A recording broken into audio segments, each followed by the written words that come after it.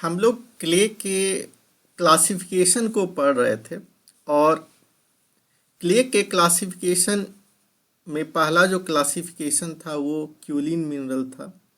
Second था मोंटमोलियोनाइट group और आज हम लोग थर्ड जो क्लासिफिकेशन है माइका ग्रुप उसके बारे में पढ़ने जा रहे हैं।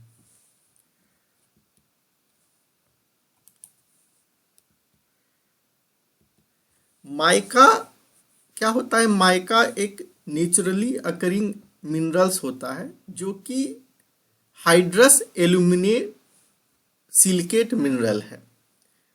और जब इस मिनरल में हम लोग माइका में जब वाटर को ऐड करते हैं तो कोई भी प्लास्टिक मास का फॉर्मेशन नहीं करता है।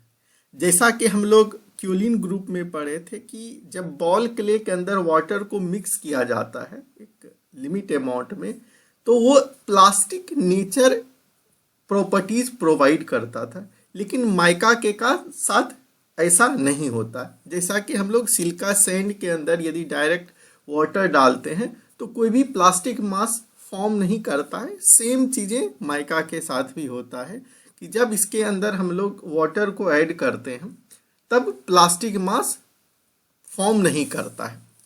माइका का भी जो स्ट्रक्चर होता है वो मोंटमोलियोनाइट ग्रुप के जैसा ही होता है। जैसा कि वो 3 लेयर स्ट्रक्चर था, ये भी 3 लेयर स्ट्रक्चर फॉर्म करता है।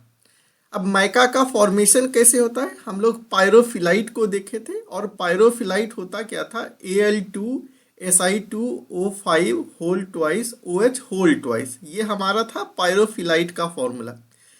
इस पायरोफिलाइट में जो टोटल 4 सिलिकॉन एटम्स थे, यदि वो सिलिकॉन एटम्स का रिप्लेसमेंट किसी एल्युमिनियम एटम के साथ होता है तो चूंकि सिलिकॉन जो है +4 चार्ज के साथ होता है तो यहाँ से जब सिलिकॉन बाहर निकलता है तो ओवरऑल -4 चार्ज क्रिएट करता है।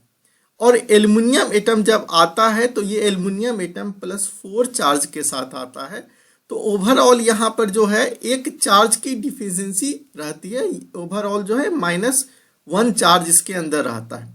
अब ये चार्ज यदि पोटासियम एटम्स के साथ कंपनसेट होता है तो उसको हम लोग पोटास माइका या मस्कोवाइट कहते हैं। हम लोग जानते हैं कि कोई भी नेचर में जो एलिमेंट्स होते हैं वो न्यूट्रल स्टेट में होते हैं, तो इस जो चार्ज डिफिशिएंसी होती है वो कंपनसेट यदि पोटेशियम आयन के साथ होता है तो ये पोटास माइका का फॉर्मेशन होता है। पोटास माइका का हमारे पास और ये जो है मस्कोवाइट के नाम से भी जाना जाता है। पोटास माइका का फॉर्मूला हमारे पास क्या हो जाता है? KAl2Si3AlOH10OH whole twice. तो ये हमारा केमिकल फॉर्मूला होता है पोटास माइका का। ओके, ठीक है।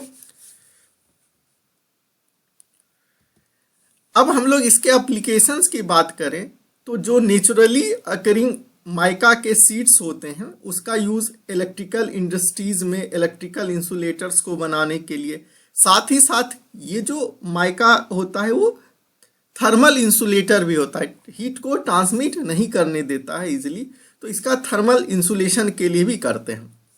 जो नेचुरली अकरिंग माइका होता है उससे हम लोग उसको प्रोसेस करके ब्यूल्ट माइका को बनाते हैं, उसके क्वालिटी को इन्हेंस करके ब्यूल्ट माइका को बनाते हैं। ब्यूल्ट माइका को बनाने के लिए हम लोग क्या करते हैं कि उस माइका के अंदर जो नेचुरली अकरिंग माइका होता है उसके अंदर हम लोग कुछ सूटेबल बाइंडर को डाल देते हैं और बाइंडर को डाल देने के बाद उसको मिक्स करते हैं। मिक्स करने के बाद उसको हॉट प्रेस करके एक सर्टेन शेप एंड साइज दिया जाता है। उसके बाद वो जो माइका होता है उसका क्वालिटी इन्हेंस हो जाता है, उसका क्वालिटी क्या हो जाता है? बढ़ जाता है। बढ़ने के बाद इस ब्यूल्ट माइका को हम लोग मोटर में, जनरेटर में, हीटर में, thermal as well as electrical insulation के लिए यूज करते हैं। जो ग्राउंडेड माइका होता है या पाउडर माइका होता है उसका यूज जो है हम लोग जिप्सम रूफिंग क्लॉथ्स में, जो कि हम लोग जानते हैं कि थर्मल इंसुलेशन के लिए जिस रूफ का यूज़ करते हैं अपने घरों में उसमें किया जाता है।